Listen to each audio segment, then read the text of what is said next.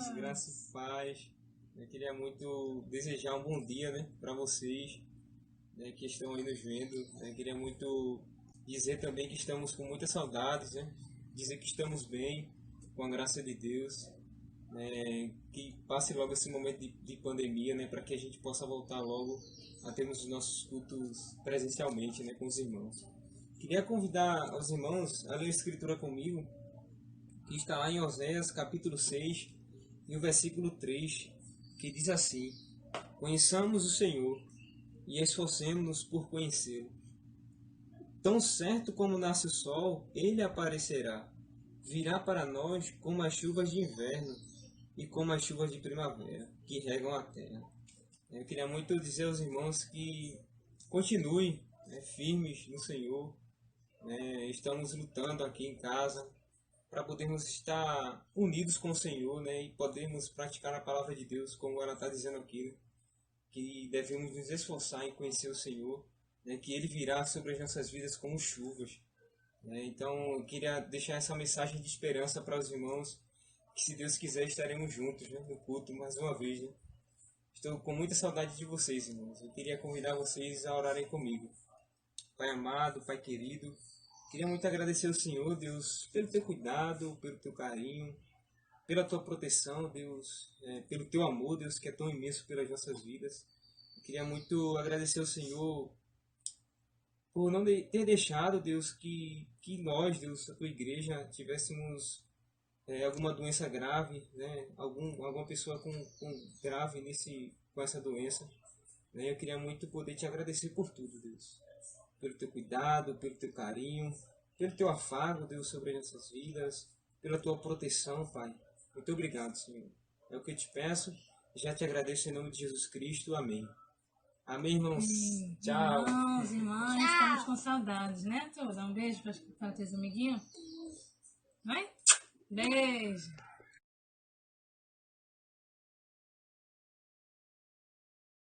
Bom dia a todos.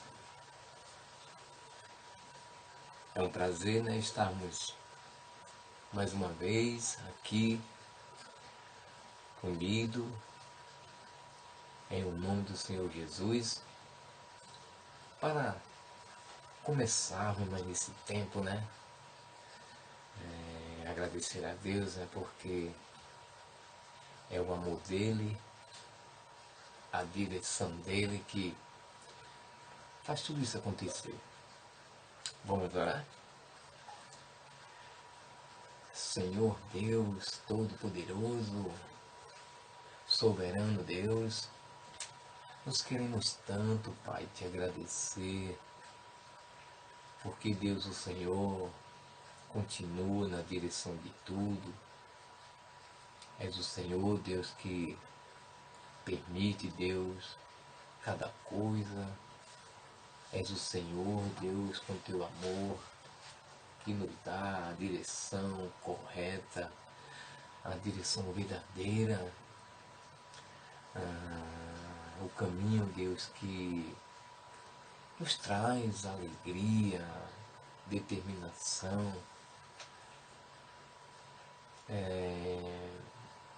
O Senhor, Pai, que faz com que a gente possa sentir esse amor,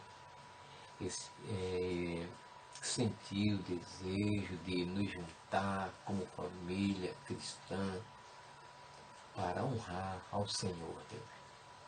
Nós queremos muito agradecer porque a gente sabe que nos mantemos na fé porque assim o Senhor permite. Queremos muito orar, Pai, por tudo no nome santo do Senhor Jesus. Muito obrigado, Deus. Portanto, irmãos, vamos mais uma vez dar início a esse tempo, né? Vamos cantar louvores ao nosso Deus. Vamos lá?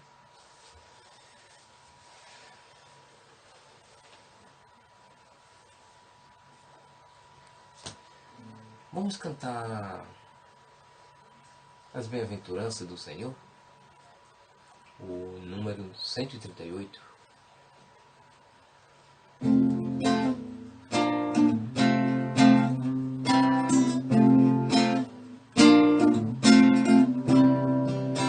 Bem-aventurados os pobres em espírito, pois deles é o reino dos céus. Bem-aventurados são os que choram, porque Deus os consolará. Bem-aventurados os humildes, pois de Deus a terra vão herdar. Bem-aventurados os que têm fome de justiça, porque Deus prometeu saciar. As bem-aventuranças do Senhor são promessas que nos animam e encorajam em nosso caminhar. As bem-aventuranças do Senhor são promessas que nos animam e encorajam em nosso caminhar com Deus. Bem-aventurados os que têm compaixão, pois receberão misericórdia. Bem-aventurados os corações puros, pois eles verão ao Senhor. Bem-aventurados os pacificadores, pois serão os filhos de Deus. Bem-aventurados os que são perseguidos, porque Deus recompensará os seus. As bem-aventuranças do Senhor são promessas que nos animam e encorajam em nosso caminhar. As bem-aventuranças do Senhor são promessas que nos animam e encorajam em nosso caminhar com Deus. As bem-aventuranças em nosso caminhar com Deus. As bem-aventuranças em nosso caminhar com Deus.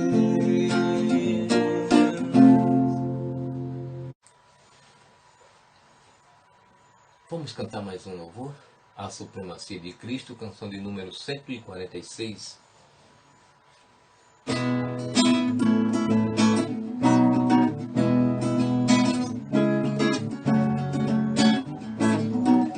Lá.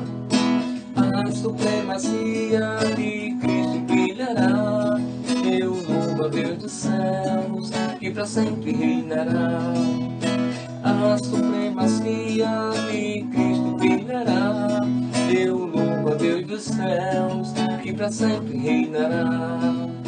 Ele é soberano, a fonte do perdão, o amor é a sua essência, nele nasce a salvação. Ele é soberano, a fonte do perdão, o amor é a sua essência, nele nasce a salvação. A supremacia de Cristo brilhará, eu louvo a Deus dos céus, que para sempre reinará. A supremacia de Cristo brilhará, eu louvo a Deus dos céus, que para sempre reinará. Toda a plenitude habita em seu ser, declaro a paz, pois seu sangue tem poder. Toda a plenitude habita em seu ser, declaro a paz, pois seu sangue tem poder.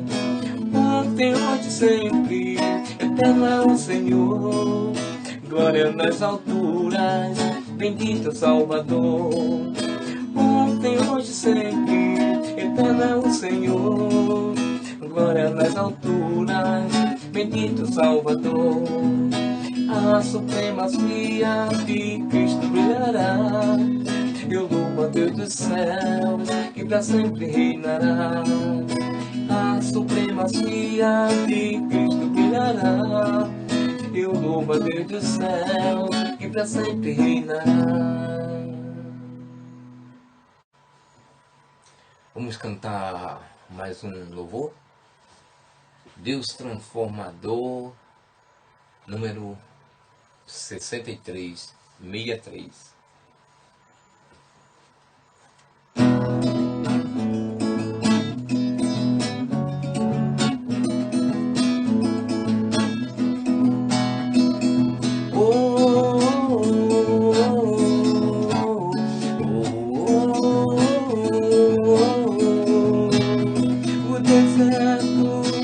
florescerá, a terra seca fecundará, e quem chorava se alegrará, e o que era morto viverá, no dia em que o Senhor chegar.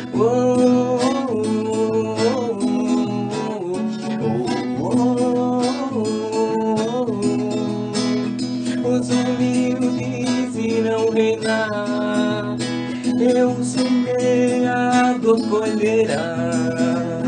Então os surdos ouvirão e até os mudos cantarão, quando o Senhor lhes der a mão. Meu Deus, tu tens o poder que transforma nosso ser, que o deserto seco e estéril faz surgir verdes mais belos.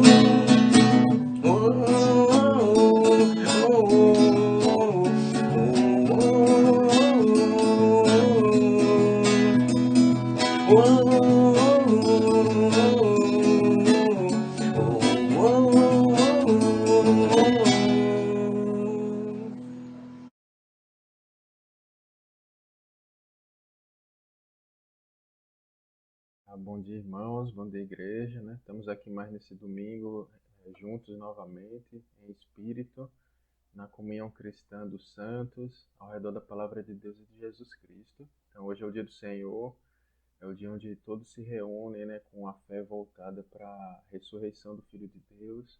Foi num dia como esse que Jesus ressuscitou dos mortos. Então, é o principal dia da cristandade, né, o domingo. Então, é o dia onde os cristãos se reúnem e direcionam seu coração, sua mente, seu louvor, seus pensamentos para esse ato de paixão de Jesus Cristo. Então, estamos aqui reunidos, né, cada um com seu esforço, seu sacrifício. Está vivendo agora períodos bem difíceis, né, da quarentena, da pandemia, então períodos bem delicados. E a fé, ela resiste, a fé, ela continua, né, a fé, ela continua nos fortalecendo, nos dando uma perspectiva, né, da presença de Deus, do controle de Deus sobre todas as coisas, sobre as vidas. E é sobre isso que a gente se baseia, né, no dia de hoje. Então, hoje eu queria começar a aula com uma oração. Vamos orar juntos. Senhor nosso Deus, obrigado por esse domingo. Agradecemos, Pai, pela oportunidade de estudar a Tua Palavra. Agradecemos porque em meio a tanta confusão, a tanto temor, Pai, em meio a Pai, tanto desespero, Pai, a gente pode encontrar um refúgio no Senhor, Pai, pode encontrar uma rocha no Seu Filho Jesus, Deus. Muito obrigado, Pai. Que o Senhor continue, Pai, se fazendo presente em nossas vidas, Pai, nos guiando, nos mostrando o caminho, consolando e confortando, Pai, aqueles que passam por dores e dificuldades, perdas, Pai. Que Teu Espírito esteja presente na vida de todos, Pai, levantando, Pai, reconstruindo, Deus. Fica conosco, fica com a Tua igreja. Oramos agradecidos em nome de Jesus. Amém. Então, o texto base que a gente vai ler hoje é um texto que está em Mateus, capítulo 23, versículo 37. É um texto que mostra Jesus em Jerusalém, e ele expressa algo assim para os moradores de Jerusalém.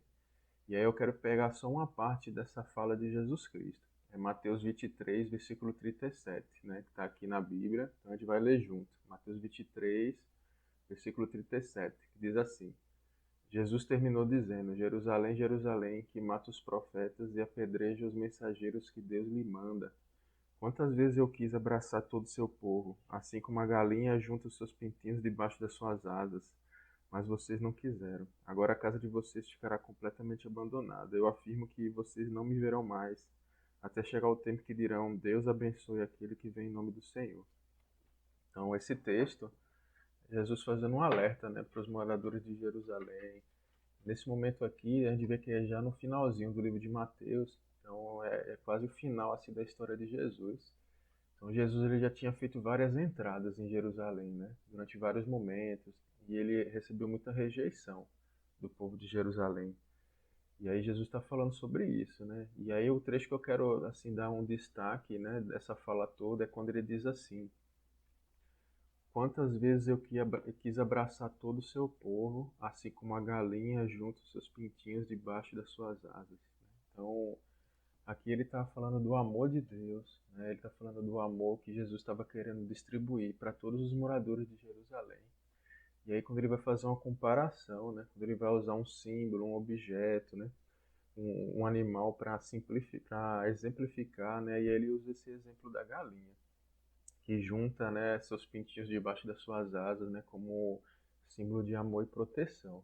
Então, a escolha dessa ave, né, talvez possa parecer meio que aleatória, né, para Jesus, né, mas ela está muito ligada a um texto que está no Antigo Testamento. É um texto que descreve Deus para o povo judeu, para o povo de Israel, né, o povo hebreu. E esse texto ele descreve Deus como uma ave também, né? Só que ele não descreve Deus como uma galinha, ele descreve Deus como uma águia. E aí esse texto está em Deuteronômio, capítulo 32, versículo 11.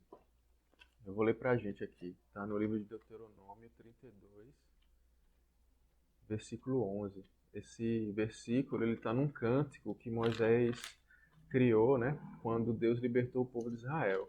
E aí esse cântico fala das várias qualidades de Deus, né, anima o povo, mostrando assim o que Deus foi capaz de fazer para trazer libertação, né, para o povo hebreu. E aí no versículo 11 ele fala assim, ó, como a águia ensina os filhotes a voar e com as asas estendidas os pega quando estão caindo, assim o Senhor Deus cuida do seu povo.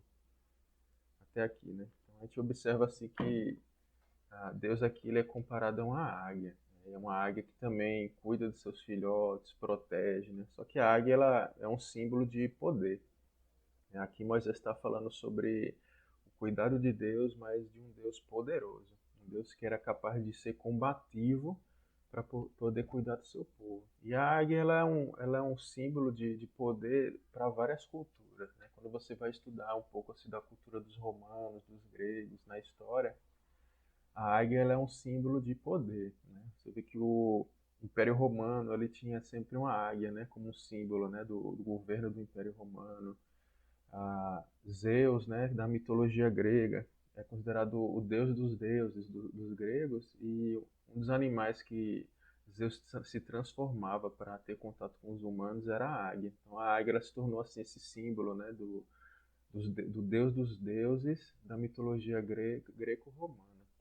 Isso tornou um símbolo de poder, né? Você tem nações hoje que utilizam a águia, né, como símbolo e também como símbolo de poder. Mas você não vê assim nenhuma nação, né, ou cultura usando a galinha como símbolo, né? Como se esse animal fosse um animal que representa pouco valor, fraqueza, fragilidade, né? E aí Jesus quando vai usar esse exemplo, né, é como se Jesus estivesse impactando os ouvintes daquele momento, né, da época, né? As pessoas que tinham essa visão de Deus, né, de um Deus combativo, poderoso, né, um Deus associado a símbolos de poder. E aí chega Jesus Cristo e fala assim que ele, né, como filho de Deus, é como uma galinha que quer juntar todas as pessoas embaixo das suas asas como um pintinho, né? E eu fiquei pensando até hoje em dia mesmo, né, a gente tem vários livros, né, que falam sobre o que a águia representa, né, o que a galinha representa, né? Tem aquela parábola, né, dos nossos tempos, né, da águia e da galinha, né? E aí fala assim, ó, você tem que ser como uma águia, né? Não é para ser como uma galinha, né? Só que a gente observa que para Jesus Cristo esse símbolo era o mais apropriado, né? Porque esse símbolo estava mostrando um pouco do amor de Deus, mas ele estava mostrando algo novo, né, que diz respeito à nova aliança. Esse algo novo é o seguinte, ele mostra assim o que Deus foi capaz de fazer e se rebaixar para poder amar a humanidade, né? É como se Deus fosse uma águia, mas aí ele se transformasse em galinha para poder tocar os nossos corações, né? Para poder nos colocar embaixo de suas asas, né? E aí foi o movimento de Jesus Cristo, né? Jesus Cristo era Deus, todo-poderoso, né? Todo o universo foi criado através dele, por meio dele, por Jesus. E aí Jesus sai desse lugar, né, de poder do Criador, né? E se torna um homem e vem viver assim a nossa pobreza, a nossa miséria, vem viver as nossas debilidades, vem viver as nossas fraquezas, né? Agora, por que ele assume esse papel e esse lugar? Porque é o lugar mais próximo que ele poderia estar para poder nos acolher. Então é esse mesmo movimento que Jesus Cristo faz, né? Por isso que a galinha seria o animal mais apropriado, né? É um animal que representa amor, cuidado, proteção, mas ao mesmo tempo é frágil, representa fragilidade, é um animal de pouco valor, né? É um animal vulnerável. Então, Jesus Cristo ele se coloca nesse lugar, né, para poder chegar até nossos corações. Há algumas escrituras que elas harmonizam com esse movimento de Jesus, né, de escolher símbolos de simplicidade, de escolher lugares que representam um pouco para poder alcançar nossas vidas, né? Então, a primeira escritura que eu queria ler sobre esse movimento de Jesus é Filipenses 2, versículo do 5 ao 8. Está lá na carta que Paulo escreveu para os Filipenses, capítulo 2, do 5 a 8. Vamos ler aqui. Diz assim, ó. Tenho entre vocês o mesmo modo de pensar que Cristo Jesus tinha. Ele tinha a natureza de Deus, mas não tentou ficar igual a Deus. Pelo contrário, ele abriu mão de tudo que era seu e tomou a natureza de servo, tornando-se assim igual aos seres humanos, de viver uma vida comum de um ser humano. Ele foi humilde e obedeceu a Deus até a morte de cruz. Né? Então essa passagem mostra esse movimento de Jesus, né? De Jesus se rebaixando e tomando uma forma de fraqueza para poder chegar aos nossos corações. Não é só uma atitude de amor, né? É uma atitude de humildade, né? Essa atitude de Deus em Jesus Cristo.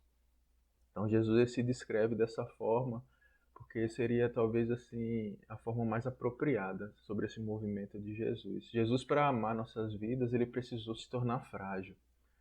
Jesus, para chegar bem próximo do coração da gente, ele precisou se tornar vulnerável à morte.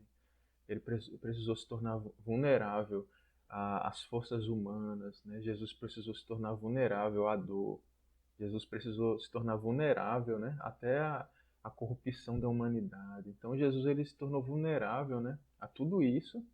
Ele se tornou fraqueza para poder chegar até nós. Então é um movimento assim que nos ensina também como deve ser nossas vidas, né? Até onde nós devemos ir para amar, né? Amar nosso irmão, amar nosso familiar, né? Então é um movimento que fala muito do coração de Deus para nós, né?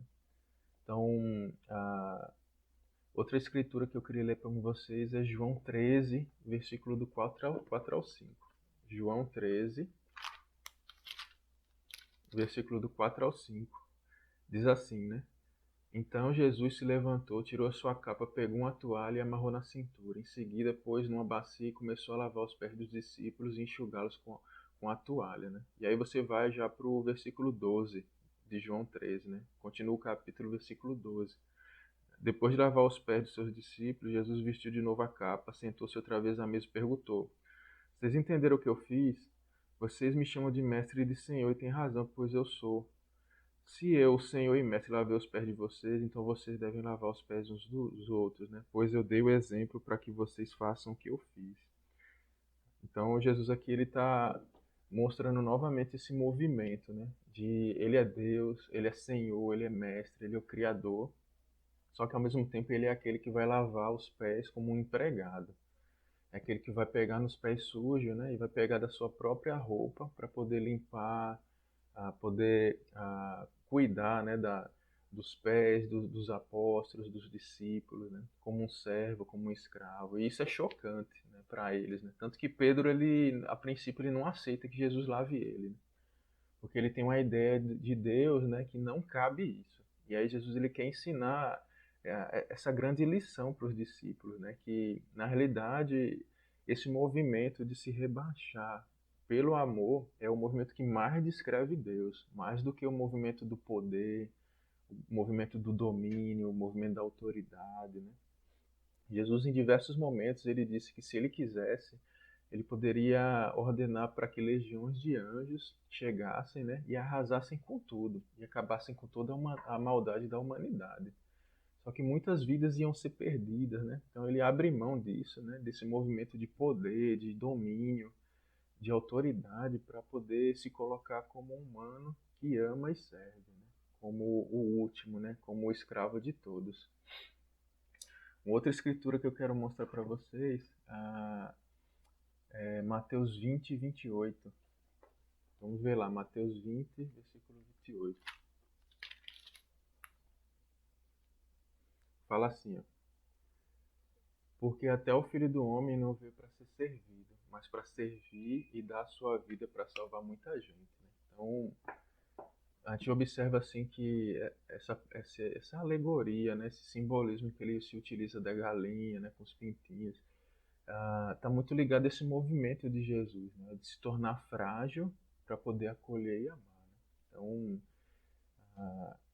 eu acredito que em alguns momentos da nossa vida, né, a gente vai se sentir como águias, né, na fé, na disposição. E aí nessas horas nós vamos amar, né? Nessas horas nós vamos servir, nós vamos cuidar, nós vamos avançar, né, com fé. Mas vai ter momentos na vida da gente que nós vamos nos sentir como galinhas, né? Com pouco valor, frágeis, né? Simples. E nesses momentos assim que nós nos sentimos assim, né, vulneráveis, né, nós vamos ter o mesmo movimento, né, que é de amar, acolher, cuidar, né? Ou seja, em todos os momentos nós podemos ter essa mesma atitude, né? Porque foi assim que Cristo fez, né? Então, fazendo assim um paralelo assim com a parábola dos tempos de hoje da águia e da galinha, né? O que eu quero colocar assim para nós é o seguinte, né? Seja a águia e seja a galinha também, né? Das duas formas você pode servir a Deus, né?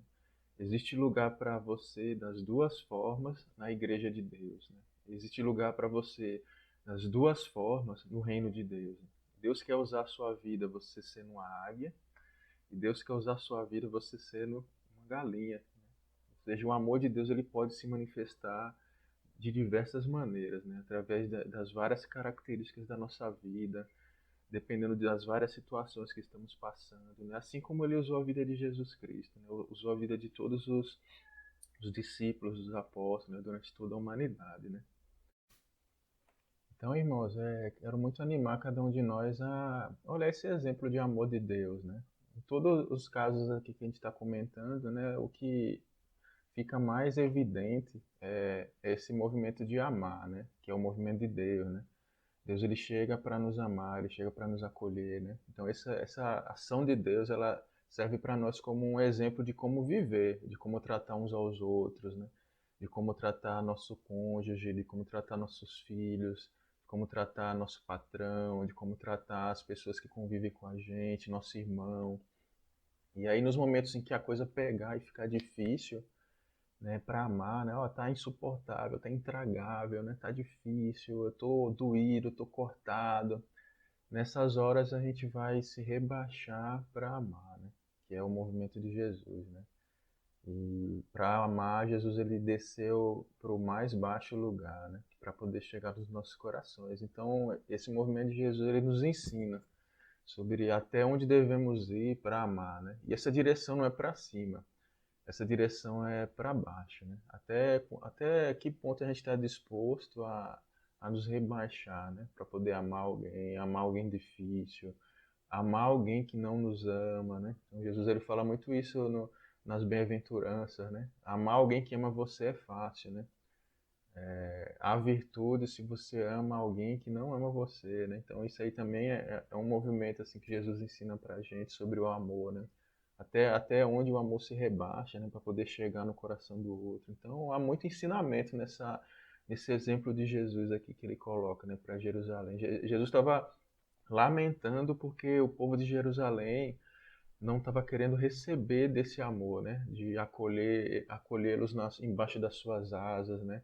Esse amor maternal, né? Um amor de mãe. Ele é um pai, mas ele oferece também o amor de mãe, né? Que é esse amor do abraço, do acolhimento. E aí a boa notícia é que para nós que acolhemos Jesus como nosso Salvador, né? Que temos a fé nele, nós hoje estamos debaixo dessas asas, né? A gente está assim bem quentinho, protegido embaixo das asas, né, de Jesus Cristo, né, que cuida de nós, né, com todas as suas forças, com todo o seu amor, né. Então, a gente está vivendo esses momentos de muita dificuldade, de muita ansiedade. Estamos vivendo momentos assim que envolvem dor, perda, preocupação, envolve até morte, né? De alguns familiares, amigos. São tempos bem difíceis, mas dentro de todo esse tempo a gente precisa sempre pensar que estamos debaixo das asas de Jesus Cristo, né? Então Jesus ele nos acolheu debaixo de suas asas, né? E hoje nós estamos nesse lugar seguro, né? Jesus ele é o nosso porto seguro hoje, né? E que Deus possa abençoar a nossa semana, né? Que possamos manter a nossa fé, possamos manter nossos encontros virtuais durante a semana com as igrejas em casa, possamos estar mantendo nosso contato, né, com nossos irmãos, né? Ligando durante a semana, perguntando, né? Abrindo os corações, né? Então a fé ela se movimenta dessa maneira, né? Isso que nós estamos fazendo hoje a gente está vivendo um pouco da igreja primitiva, né? Que se comunicava através de cartas, né? E aí as cartas, o apóstolo Paulo falava muito sobre isso. Eu não estou com vocês presencialmente, mas eu estou com vocês em espírito, né? Então hoje a gente está praticando esse movimento, né? De estar com o irmão, não presencialmente, mas em espírito. E foi assim que a igreja caminhou nos primeiros séculos, né? Muitas vezes, né? Os irmãos eles se comunicavam dessa maneira. Então que possamos estar unidos em comunhão em espírito, né? Nesses tempos e que Deus possa nos abençoar. Que Deus nos abençoe. Boa semana.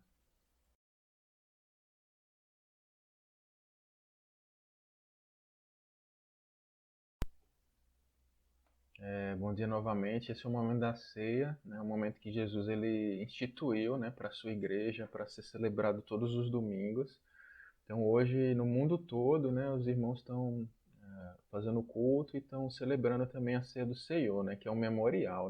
Nesse memorial a gente discute o ponto central da fé cristã, né, que é a entrega de Jesus Cristo na cruz para a nossa salvação, né? O seu corpo e seu sangue foram entregues no nosso lugar para que hoje tivéssemos salvação. Então eu quero ler com vocês uma passagem que está em 1 Coríntios capítulo 11, versículo 25 e 26, que diz o seguinte: Assim também depois do jantar ele pegou o cálice e disse: Esse cálice é a nova aliança feita por Deus com seu povo, aliança que é garantida pelo meu sangue. Cada vez que vocês beberem desse cálice, façam isso em memória de mim. De maneira que cada vez que vocês comem desse pão e bebem desse cálice, estão anunciando a morte do Senhor até que ele venha. Amém. Então essa passagem o apóstolo Paulo ele está falando sobre algo que Jesus ensinou para ele, né? Algo muito importante. A gente vê nos ensinamentos de Jesus muitos mandamentos, né, sobre a vida, né, sobre as relações uns com os outros, mas Jesus ele só deixou um mandamento para as reuniões comunitárias da igreja. O único mandamento que Jesus deixou foi: façam a ceia do Senhor, né? Façam esse memorial, né? Façam em memória de mim, né? Essa ceia sempre. Então esse momento ele é muito importante, né? É um momento que foi pensado por Jesus Cristo para nós, né? Então, quando ele fala aqui do cálice, né, de tomar o suco de uva, né, de comer do pão, ele está dizendo que isso vai nos fazer lembrar que a nossa fé, ela custou o sangue derramado, né, na cruz, o vinho representa isso, e custou também o corpo dele, que foi maltratado, ferido e morto, né, na cruz do Calvário, né, onde o pão ele representa esse corpo que foi maltratado por nós, né? Então, todo esse movimento de amor de Cristo, ele fez para que hoje pudéssemos ter essa relação com Deus, hoje a gente pudesse estar aqui em comunhão, hoje pudéssemos ter essa nossa irmandade, né? Hoje pudéssemos nos ajoelhar e orar a Deus sem nenhuma barreira, né? Com Jesus como nosso mediador, para que hoje tivéssemos o Espírito Santo de Deus habitando cada um de nós, né? Que toma a decisão de ser batizado. Então, todos esses benefícios custaram o sangue e o corpo de Cristo. Então, a gente precisa sempre lembrar disso, né? De todas as coisas que a gente discute na semana, a única que não pode passar é esse assunto, né? Que Jesus Cristo morreu na cruz, entregou seu corpo e seu sangue em nosso lugar para nos salvar, né? Então, vamos fazer uma oração por esse momento. Senhor Deus, muito obrigado por esse momento da ceia. Agradecemos porque esse é um ensinamento central, Pai, da nossa fé, Deus. Sem ele, nada do que fazemos faz sentido, Deus eterno. Sem esse ensinamento, Pai, sem esse princípio, Pai, até nossos atos de bondade cristãs, eles perdem o sentido, eles se tornam vazios, Pai. Queremos muito pedir, Deus, que a cruz de Cristo seja sempre a nossa força motriz, seja o que nos empurra, seja o que nos faz levantar, seja o que nos faz ajoelhar, Pai, e nos faz amar, Deus, porque o Senhor já nos amou, Pai, o Senhor deu todo o seu amor por nós, Pai. Diante disso, queremos agradecer e orar em nome de Jesus. Amém.